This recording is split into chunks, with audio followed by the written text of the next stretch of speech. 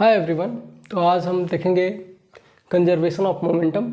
इससे पहले हमने देखा था Newton's third law of motion, Newton second law of motion. तो Newton's third law of motion में हमने देखा था कि every action has a equal and opposite reaction, किसी भी एक्शन के लिए इक्वल एंड अपोजिट रिएक्शन होता है। और जो न्यूटन्स का थर्ड लॉ है उसमें कोई ज़रूरी नहीं है कि कोई भी बॉडी, दो बॉडी हो कांटेक्ट में होगा तभी एक्शन एंड रिएक्शन फोर्स लगेंगी। ऐसा भी हो सकता है कि अगर बॉडी कांटेक्ट में नहीं भी है तब भी एक्शन एंड रिएक्शन फोर्स लग सकती है। जैसे कि आप जब इलेक्ट्रिसिटी पढ़ेंगे तो उसमें पढ़ेंगे नेक्स्ट क्लास में कि देखा होगा मैग्नेट होता है। मैग्नेट जो होता है आयरन नेल्स को क्या करता है, अट्रैक्ट कर लेता है। जो कीलें होती हैं आयरन की बनी हुई उनको अट्रैक्ट कर लेता है कुछ दूर से ही। वो इसलिए करता है क्योंकि उस पर भी फोर्स लग रहा है और उस पर भी equal and opposite force iron के द्वारा लग रही है। इसकी वजह से वहाँ पे अट्रैक्ट हो जाता है। तो कोई ज़रूरी नहीं है कि कोई बॉडी कांटेक्ट में रहेगी तभी उस पर न्यूटन का थर्ड लॉ लगेगा, मतलब एक्शन एंड रिएक्शन वाला कंडीशन लगेगा। अगर वो कांटेक्ट में नहीं भी है तब भी एक्शन और रिएक्शन फोर्स इक्वल हो सकती हैं। तो चलिए देखते हैं कंजर्वेशन ऑफ मोमेंटम। तो कंजर्वेशन ऑफ मोमेंटम मतलब आपको नाम से ही पता चल रहा है कि यहाँ पे मोमेंटम कंजर्व रहेगा। मतलब मोमेंटम में जो फाइनल में इनिशियल मोमेंटम है जो किसी भी बॉडी या किसी भी सिस्टम का, वो जब हम फाइनल देखेंगे तो वो सेम रहेगा। जैसे कि आप एग्जांपल देखिए, कोई कार खड़ी है इस तरह से, कार रेस्ट पोजीशन पे है, मीन्स ये स्टॉप है।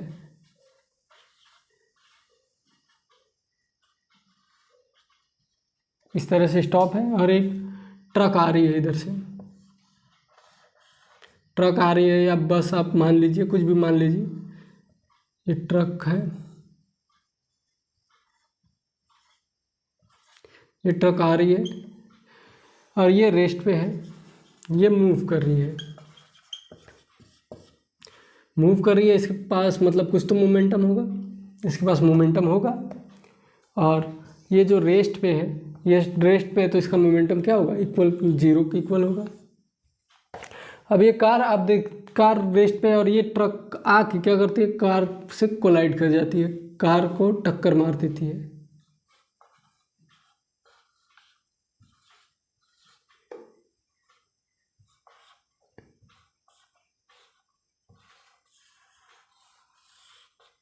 इस तरह से ये टक्कर मार देती है यहाँ पे।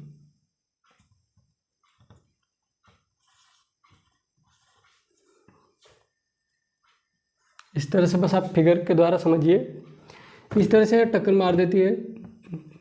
टक्कर मारने के बाद क्या होगा, जो कार होगी वो कुछ मूव करेगी आगे की तरफ,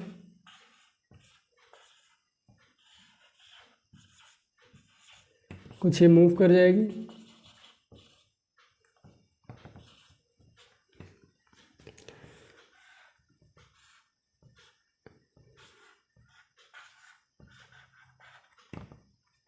और सॉरी, ये ट्रक जो है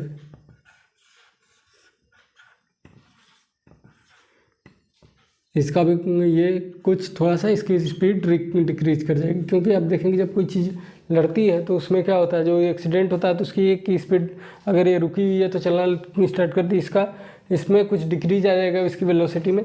यहाँ पे जो मोमेंटम थी P थी, सपोज करिए इसकी मोमेंटम हो गई P1 और इसकी मोमेंटम P2 हो गई। तो law of conservation of momentum ये कहता है कि जो ये इनिशियल मोमेंटम थी, मतलब P+0, ये कार और ट्रक की इनिशियल मोमेंटम थी, और ये फाइनल मोमेंटम है, is equal to P+P2, P1 + P2, ये इसके इक्वल होगा। मीन्स जो उसकी मोमेंटम पहले थी ट्रक की, और जो मोमेंटम हमें मिली ट्रक और कार से फाइनल, वो दोनों इक्वल होंगी। मतलब कि यहाँ पे आप देख रहे हैं कि इसकी कुछ स्पीड इंक्रीज हुई तो यहाँ पे इसके पास मोमेंटम इसने गेन किया, और इसकी जो स्पीड डिक्रीज़ की तो इसके पास कुछ मोमेंटम रहा। तो जो यहाँ से एक्सपेरिमेंट से पाया गया कि जो जितना इंक्रीज़ हो रहा है इसकी स्पीड में, मतलब इसकी जो मोमेंटम है जितनी इंक्रीज़ हो रही है उतनी इक्वल अमाउंट में इसकी जो मोमेंटम है उसमें डिक्रीज़ आ रहा है, इसकी स्पीड में भी उतना ही डिक्रीज़ आ रहा है।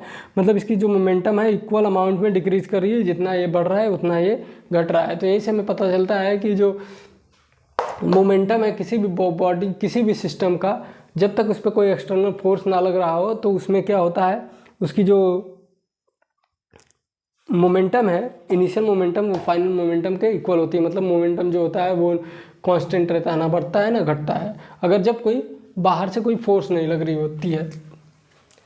तो इसी को लिखते हैं, इसकी स्टेटमेंट लिखते हैं, व्हेन टू बॉडीज और when two or more bodies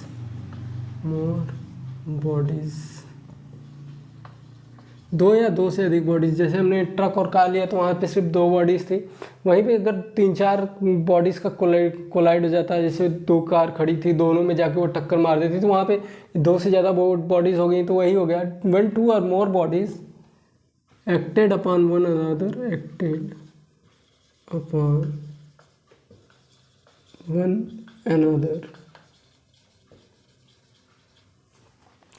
upon one another then the momentum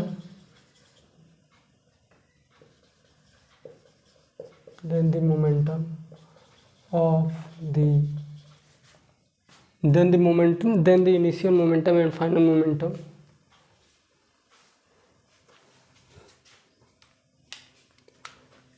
upon one another, then their total momentum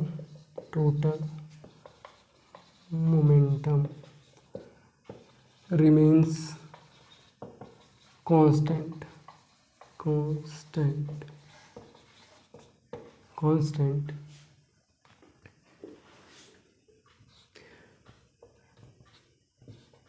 no any external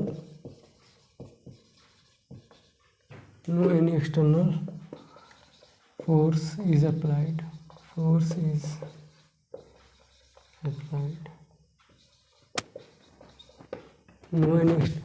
when two or more bodies acted upon one another, then their total momentum remains constant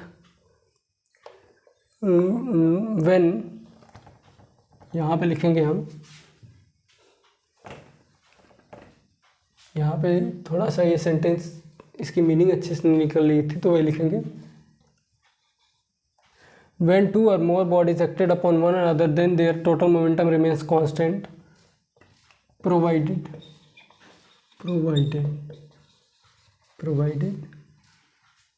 there is no external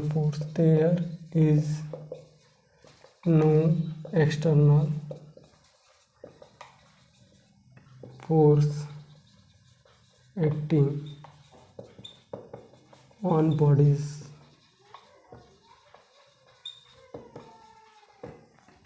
यही कह रहा है। अब देखिए, अब इसकी meaning सही निकल रही है। When two or more bodies acted upon one another, then their total momentum remains constant. अगर कोई बॉडीज़ है, कोई भी दो या दो से अधिक बॉडीज़ हैं, एक दूसरे पे उन पे फोर्स लग रही है, एक दूसरे पे एक्ट कर रही है, मतलब कोलाइड कर रही हैं, या फिर एक दूसरे को धक्का दे रही हैं, एक दूसरे को खींच रही हैं, तो उनमें जो होगा, जो उनकी जो टोटल मोमेंटम जो होगी वो हमेशा कांस्टेंट रहेगी। मतलब जो कि इनिशियल मोमेंटम थी वो फाइनल मोमेंटम के इक्वल होगी। ये मतलब पी आई अगर कांस्टेंट है तो पी एफ भी कांस्टेंट होगा। मतलब जो इसकी जो टोटल मोमेंटम है वो कांस्टेंट ही रहेगी। अगर ये इनिशियली में थे इनकी वैल्यू कुछ थी, मान लीजिए 5 kg/s, तो इनकी जो फाइनल भी होगी वो उस समय भी रहेगी 5 kg/s ही रहेगी। लेकिन क्या होना चाहिए, उन पे कोई भी एक्सटर्नल फोर्स नहीं वर्क करना चाहिए उस बॉडी पे, तभी ये कंडीशन वहाँ पे वर्क करेगी। मतलब उसकी जो टोटल मोमेंटम होगी वो कंजर्व रहेगी, वो कांस्टेंट रहेगी। जो उसकी फाइनल मोमेंटम है वो इनिशियल मोमेंटम के बराबर होगा। तो इसको एक एग्जांपल के थ्रू इसको डिराइव करते हैं। तो मैं एग्जांपल को पहले लिख लेता हूँ, थोड़ा वो लेंदी है, लेंदी होने पे जो है वो वीडियो अपलोड नहीं हो पाता है सही से, तो उसको मैं लिख लेता हूँ। लेकिन जो प्रूफ है, जो डिराइव है, उसको हम करेंगे। जो बस वर्डिंग जो लिखनी है, जो स्टेटमेंट लिखना है वही मैं लिखूँगा, और उसके बाद जो डेरिवेशन करना है उसको हम डिराइव करेंगे। तो हम देखते हैं इसको कैसे प्रूव करेंगे। कंजर्वेशन ऑफ मोमेंटम होल्ड करता है, मतलब m1 u1 इज इक्वल, मतलब initial momentum is equal to final momentum. पहले हम देख लेंगे, एक पॉइंट रह गई थी, मोमेंटम इज नेवर क्रिएटेड और नॉट डिस्ट्रॉयड। जैसा कि आपको पता चला कि मोमेंटम जो हमने देखा कार और जो ट्रक कोलाइड कर रहे थे, जो इनिशियली मोमेंटम था जो कार का वो जीरो था उस केस में जब वो रेस्ट पोजीशन पे थी, लेकिन जब कोलाइड होने के बाद, एक्सीडेंट होने के बाद मूव करने लगी, वो मूव करने के बाद जो मूव कर रही थी तो उसके पास कुछ मोमेंटम आ गया, तो वो मोमेंटम क्रिएट नहीं हुआ, वो मोमेंटम क्या हुआ है, ट्रांसफ़र हुआ है। जो ट्रक थी, ट्रक के पास कुछ मोमेंटम था, तो मैंने आपको बताया जैसे कि जितना ट्रक के मोमेंटम में डिक्रीज हुआ था उतना ही कार के मोमेंटम में इंक्रीज हुआ था। तो इसीलिए जो मोमेंटम होता है ना ही क्रिएट किया जा सकता है ना ही डिस्ट्रॉय किया जा सकता है। We will now take an example to prove the law of conservation of momentum. जो law of conservation of momentum है उसको हम एक एग्जाम्पल के थ्रू उसको प्रूव करेंगे, मतलब एक एग्जाम्पल लेंगे उसके थ्रू प्रूव करेंगे। एग्जाम्पल यही है कि एक ट्रक है, एक कार है, दोनों एक वेलोसिटी, कुछ वेलोसिटी से वो मूव कर रही हैं, उनकी इनिशियल कुछ वेलोसिटीज़ है और वो कोलाइड करती हैं। कोलाइड करने के बाद फिर उनकी कुछ वेलोसिटी हो जाती है, तो उस केस में जो कोलिजन से पहले जो मोमेंटम था और कोलिजन के बाद जो मोमेंटम है, दोनों का सम, जो कोलिजन के पहले जो मोमेंटम है कार और ट्रक का, दोनों का सम इक्वल होगा कोलिजन होने के बाद जो मोमेंटम होगा ट्रक और कार का, उन दोनों के सम के इक्वल। तो वही है, suppose two bodies, a car and a truck moving in the same direction but with different speeds और वेलोसिटी। दो बॉडीज़ को आप सपोज करिए कि दो बॉडीज़ हैं, एक कार है उसमें से और एक ट्रक है, दोनों मूव कर रही हैं एक ही डायरेक्शन में, लेकिन उनकी वेलोसिटी जो है वो अलग अलग है, मतलब कार कुछ और है तो ट्रक की कुछ और है। Let the mass of the truck be m1 and its velocity be u1। और सपोज करिए कि जो ट्रक का मास है हमने उसे m1 ले लिया और जो उसकी इनिशियल वेलोसिटी थी, मूव कर रही थी जो वो u1 से, so that the initial momentum is m1 u1। तो उसकी इनिशियल मोमेंटम क्या हो जाएगी, हमें पता है mass into velocity, mass m1 and u1 that is m1 u1। Let the mass of the car be m2 and velocity be u2। अगर car की वेलोसिटी मास है m2 और वेलोसिटी है u2, तो जो उसकी इनिशियल मोमेंटम होगी वो m2 u2 के इक्वल होगी। The momentum of the truck and the car before collision is m1 u1 plus m2 u2। तो जो टोटल मोमेंटम होगा कोलिजन से पहले, तो वो क्या होगा, ट्रक का जो मोमेंटम था प्लस कार का मोमेंटम, तो ट्रक का मोमेंटम था m1 u1 और जो कार का है m2 u2, तो ये दोनों का सम हो जाएगा। Suppose the truck and the car collide for a short time. आप मानिए कि जो ट्रक और कार थे वो दोनों एक थोड़े से समय के लिए कोलाइड कर जाती हैं। Due to collision the velocities of the truck and the car will change. और कोलिजन होने के बाद जो वेलोसिटी थी कार और ट्रक के वेलोसिटी में कुछ चेंज आ जाता है। Let's say the velocity of the truck after the collision will be v1। कि मतलब जो वेलोसिटी है ट्रक की वो हो जाती है v1 और जो कार की वेलोसिटी है वो हो जाती है v2। So the momentum of the truck after collision become m1 v1। तो जो ट्रक की कोलिजन के बाद मोमेंटम हो जाती है वो m1 v1 हो जाती है, और जो कार की मोमेंटम हो जाती है, momentum of the car after the collision will become m2 v2। m2 v2 हो जाती है। The total momentum after the collision will be m1 v1 plus m2 v2। तो जो इस केस में जो कोलिजन के बाद जो मोमेंटम आएगा वो m1 v1 plus m2 v2 के इक्वल आएगा। और हमें क्या दिखा, हम यहाँ पे ये शो कर देंगे कि m1 u1 plus m2 u2 is equal to m1 v1 plus m2 v2। हमें यही प्रूव करना है, यही शो करना है। ये शो कर देंगे तो हम प्रूव कर देंगे कि ये जो law of conservation of momentum को होल्ड करता है, मतलब कि जो कोलिजन से पहले मोमेंटम है और जो कोलिजन के बाद मोमेंटम है दोनों इक्वल है। तो चलिए इसके आगे देखते हैं, आप इसे नोट डाउन कर लीजिएगा।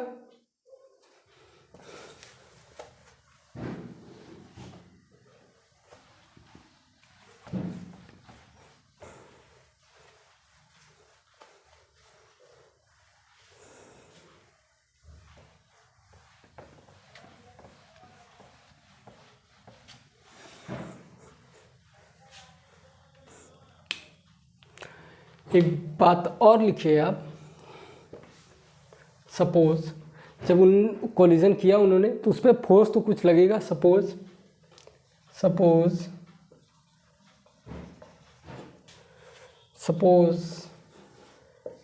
that during collision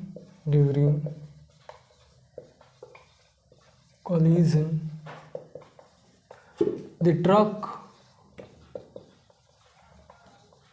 exerts a force for a short time, जो शॉर्ट टाइम हमने टी लिया था फॉर शॉर्ट टाइम के लिए ये तो कोलाइड कर रही है तो उसी समय तो फोर्स लगेगा। Suppose that during collision the truck exerts F1 force F1 हम यहाँ पे लिख देते हैं force F1 for short time T on car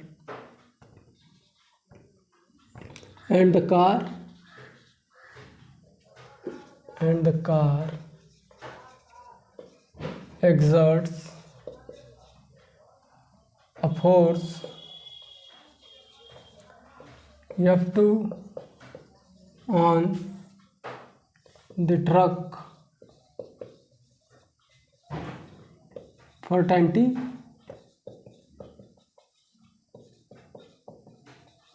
तो इसमें पहला केस देखते हैं, जब F1 फोर्स लग रही है कार पे तो उस समय क्या हो रहा है। When the force F1, जब फोर्स F1 कार पे लग रही है तो उसकी वेलोसिटी क्या हो रही है U1 से, सॉरी U2 से, U2 हमने लिया था U2 उसका, U1 तो ट्रक का लिया है, U2 से चेंज होकर क्या हो जा रही है V2 हो जा रही है। तो हम यही लिखेंगे कि when the force F1 acts on the car for time small t, then its velocity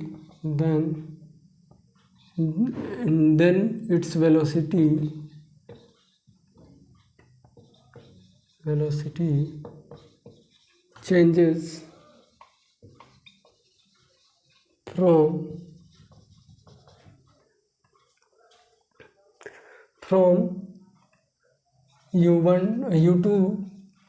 from U2 to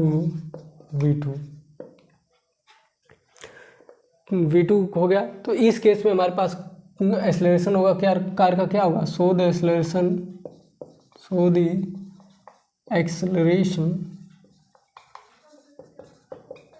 of the car will be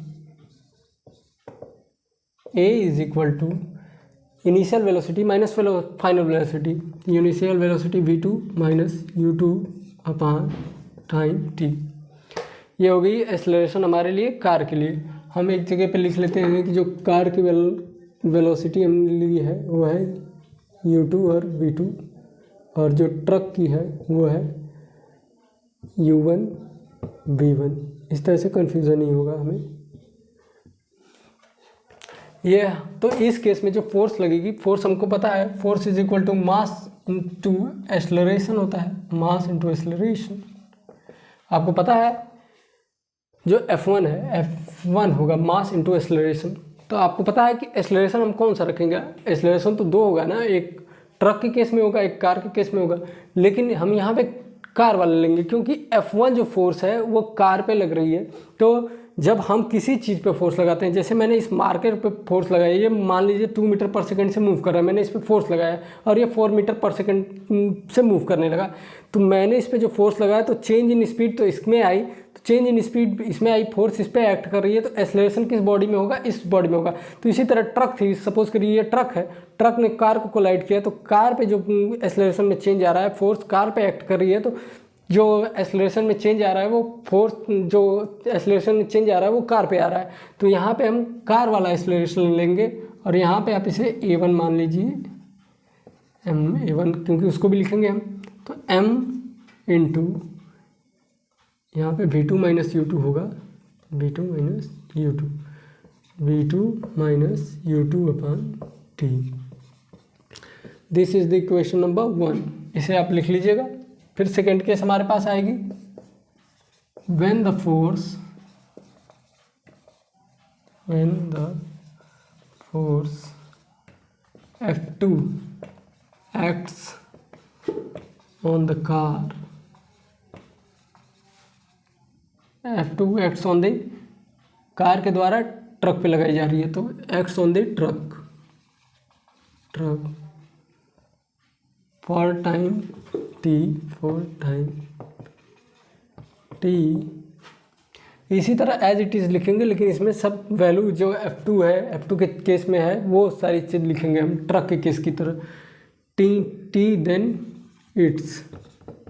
अब ट्रक की वेलोसिटी चेंज हुई है तो हम वहाँ पे लिखेंगे देन इट्स वेलोसिटी। अब ट्रक की वेलोसिटी क्या थी पहले, then its velocity changes from, पहले इसकी वेलोसिटी थी u1 टू v1, अब इसकी वेलोसिटी होगी v1। तो इस केस में हमारे पास क्या एक्सेलरेशन आएगा, so the acceleration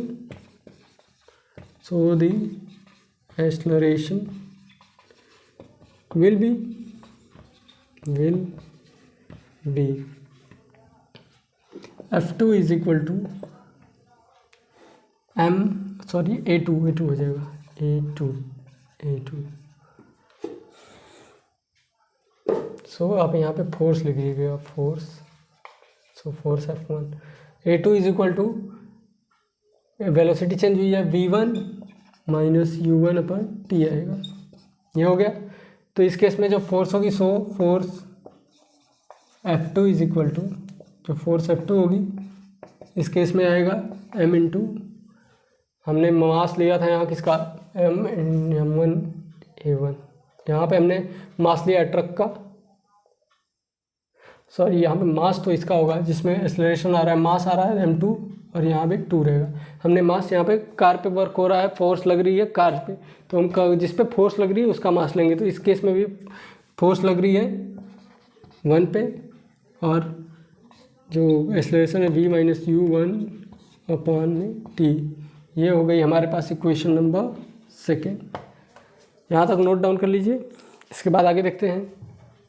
note down कर लीजिए, इन इक्वेशन नंबर पर आप दिए रहिएगा, इसको हम आगे इसको कंटिन्यू करेंगे।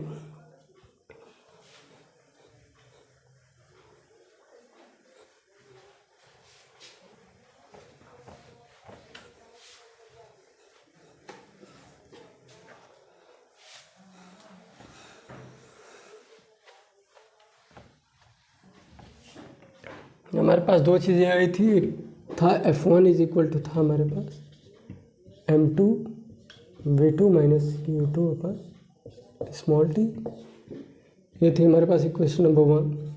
और F2 आया था हमारे पास m1 v1 minus u1 upon t। This is the equation number 2। आइए आप लोग को यहाँ तक समझ में आ गया होगा किस तरह से आया। जहाँ नहीं समझ में आया होगा आप इसे कमेंट कर दीजिएगा या ईमेल कर दीजिएगा मुझे।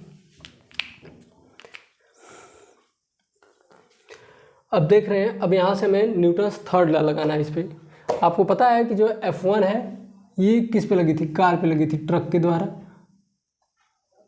द्वारा कार पे लगी थी, और ये लगा था कार के द्वारा ट्रक पे। तो हम लिखेंगे now the force F1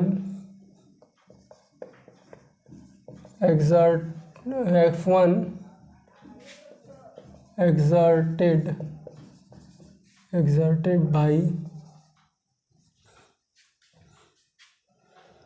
truck on car is the action। ये एक्शन ही तो है जो कार पे फोर्स लगी ट्रक के द्वारा। Now the force F1 exerted by truck on car is the action, and the force F2 exerted by car on truck is the reaction force, is the reaction।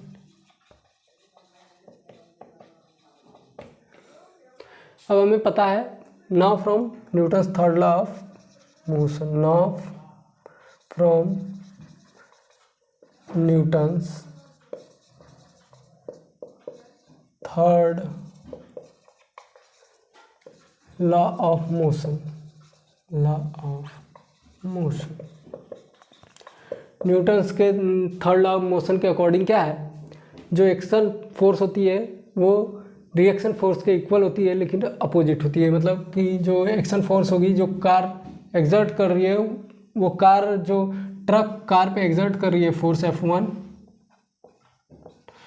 तो car भी जो truck पे force exert करेगी F2, ये दोनों equal होंगी लेकिन opposite होंगी। तो यही यहाँ से होगा हमारे पास F1 is equal to minus F2।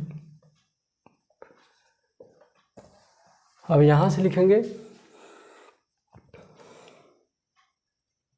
Put the value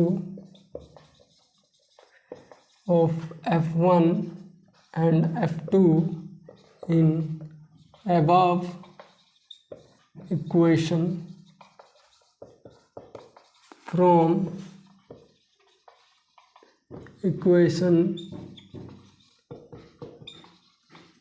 1 and 2 respectively। अब हम इक्वेशन 1 और इक्वेशन 2 से पुट करेंगे इसमें F1 और F2 की वैल्यू। तो F1 की वैल्यू है m2 v2 minus u2 upon t is equal to minus है ये, और ये m1 v1 minus u1 upon में t।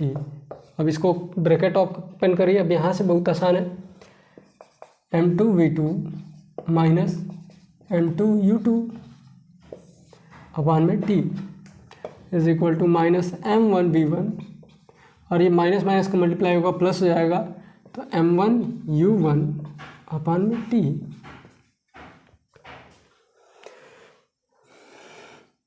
अब हम t को इधर ट्रांसफ़र करते हैं, इस ये इधर डिवीज़न में है तो इधर जाएगा मल्टीप्लिकेशन में हो जाएगा।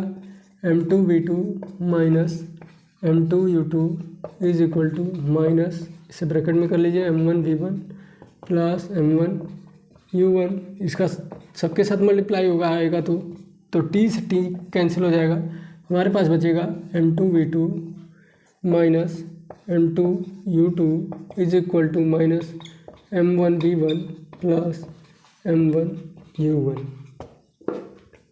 इस तरह से यहाँ तक हो गया, नोट डाउन कर लीजिए। फिर यहाँ पे देखते हैं, इधर कैमरा में आ रहा होगा आराम से, यहाँ तक नोट डाउन कर लीजिए। फिर इसके बाद देखते हैं, जहाँ से हमारे पास आया m2 v2, अब इसको इस साइड ले जाएंगे तो ये प्लस हो जाएगा, माइनस है तो ये प्लस हो जाएगा, plus m1 v1 is equal to, ये m1 u1 है, m1 u1, और ये माइनस है, जब इधर जाएगा तो क्या हो जाएगा, प्लस हो जाएगा, प्लस m2 u2। अब इसे हम रीअरेंज कर देते हैं, रीअरेंज टू गेट, हमें मिलेगा, रीअरेंज कर देंगे तो m1 u1 plus m2 u2 is equal to m1 v1 plus m2 v2। Hence the law of conservation hold. और ये क्या है, यही तो है total momentum before collision. Total, ये देखिए ट्रक का था, ये है कार का, तो टोटल मोमेंटम बिफोर कोलिजन, और ये है total momentum after collision, total momentum after collision. तो यहाँ तक नोट डाउन कर लीजिए। Hence the law of conservation, hence the law of conservation, law of conservation of momentum का पढ़ रहे थे ना, momentum is. Hence the law of conservation of momentum holds या prove, इस तरह से आप लिख देंगे। आई होप यहाँ तक आपको समझ में आया होगा। अब देखते हैं जैसे कि बुलेट फायर कर रहे हैं किसी गन से, तो उस केस में जो गन है वो वेलोसिटी पीछे की तरफ गेन कर रही है, रिकॉइल वेलोसिटी है उसके पास जो, वो इसी कारण है क्योंकि वो मोमेंटम को कंजर्व करना चाहती है। जैसे कि पहले जो मोमेंटम था उनका इनिशियल मोमेंटम था उस केस में, जैसे जब बुलेट फायर नहीं हुई थी तब जो भी गन का मास हो और उसकी इनिशियल वेलोसिटी तो उस समय भी जीरो थी, m1 into zero plus m2 into zero, velocity जो थी बुलेट की वो भी जीरो थी, is equal to m1 v1 plus m2 v2। तो हाँ, तो यहाँ पे ये जो इस केस में हो जाएगी बुलेट की और इस केस में हो जाएगी ये गन की और ये हो जाएगी बुलेट की। तो इसकी वजह से ही हमें जर्क लगता है पीछे की तरफ। ये देखिए जब ये इस साइड आएगा, जब दोनों को हम रीअरेंज करेंगे यहाँ पे, तो ये तो दोनों जीरो हो जाएंगे, इक्वल, जीरो के इक्वल। तो m1 v1 क्या होगा माइनस m2 v2 के इक्वल हो जाएगा। मास तो कभी नेगेटिव होता नहीं है, तो यहाँ पे क्या नेगेटिव शो कर रहा है, वेलोसिटी को नेगेटिव शो कर रहा है, मतलब कि वेलोसिटी जो होगी अपोजिट डायरेक्शन, मतलब बुलेट इस डायरेक्शन में जा रही है, तो जो वेलोसिटी होगी गन की वेलोसिटी होगी, रिकॉइल वेलोसिटी, वो इस डायरेक्शन में होगी। ये नेगेटिव साइन यही शो कर रहा है। आई होप आप लोगों को यहाँ तक समझ में आया होगा। नेक्स्ट लेक्चर में हम इस पर कुछ क्वेश्चन प्रैक्टिस करेंगे, उसके बाद ये आपका चैप्टर कंप्लीट हो जाएगा। नेक्स्ट चैप्टर हम पढ़ेंगे ग्रेविटेशन। तब तक पढ़ते रहिए। All the very best.